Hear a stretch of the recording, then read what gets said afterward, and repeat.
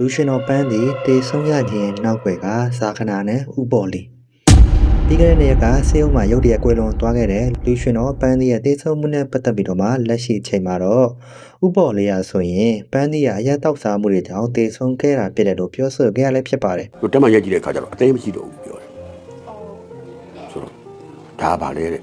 အသေးတခုလုံးမရှိပါဘူး။အသေးမရှိတော့ဘူးတဲ့။အဲ့ဒီတရားခံကပါလဲဆိုတော့ဒါတောက်စားမှုရချင်းပဲလို့အဲ့ဒီပြောကြချက်ဟာလူမှုကွန်ရက်မီဒီယာတွေအထိပြန့်နှံ့သွားခဲ့ပြီးတော့ပရိသတ်တွေကြားမှာတော့ပြောဆိုမှုတွေမြင့်တက်လာခဲ့တာပဲဖြစ်ပါတယ်ဒါပေမဲ့ပန်းသီးရဲ့ဆရာလည်းဖြစ်နော်ဆရာဝန်တဦးလည်းဖြစ်တဲ့စာကနာကတော့အဲ့ဒီပြောဆိုချက်ကိုပြပြတသားပြန်လဲတုတ်ပြန်ခဲ့ပါတယ်နောက်တစ်ချို့ကပြောနေတာအရက်တောက်တယ်လို့ဘာလို့အသေးမရှိတော့ဘူးရှောက်ယူပြီးရှောက်ပြောသူတို့သိတာလည်းမဟုတ်ပဲနဲ့ပြလို့ရတယ်ကျွန်တော်ဆီမှာရှိတယ်ဒါပေမဲ့သူအရက်မှမတောက်တာဘာရက်မှမတောက်အဲ့ဒါကိုအရက်တောက်တယ်လို့ပြောတာလည်းမကောင်းဘူးအဲ့တော့စာကနာရဲ့အဆိုအရပန်းသည်တေဆုံးရခြင်းဟာအရက်တောက်စားမှုကြောင့်မဟုတ်ပဲဘီဘိုးကြောင့်ဖြစ်တယ်ဆိုပြီးတော့ဒါသိရှိရတာလည်းဖြစ်ပါတယ်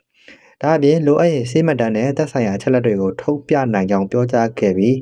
တည်ဆုံးသွားသူတို့အပေါ်ထောက်တာမရှိပဲပြောဆိုတာမျိုးမလုပ်သင့်ကြောင်းလည်းထည့်သွင်းပြောကြားခဲ့ပါတယ်။အဲ့တော့လက်ရှိမှာတော့ပန်းသီးရဲ့အသင်ဆရာမြင်ဆရာများဖြစ်ကြတဲ့ဥပေါ်လေးနဲ့ဇာကနာတို့ရဲ့အမြင်ကွဲလွဲမှုတွေကတော့ပြည်သက်တွေကြားစိတ်ဝင်စားမှုမြင့်တက်နေတဲ့အကြောင်းအရာတစ်ခုလည်းဖြစ်ပါတယ်။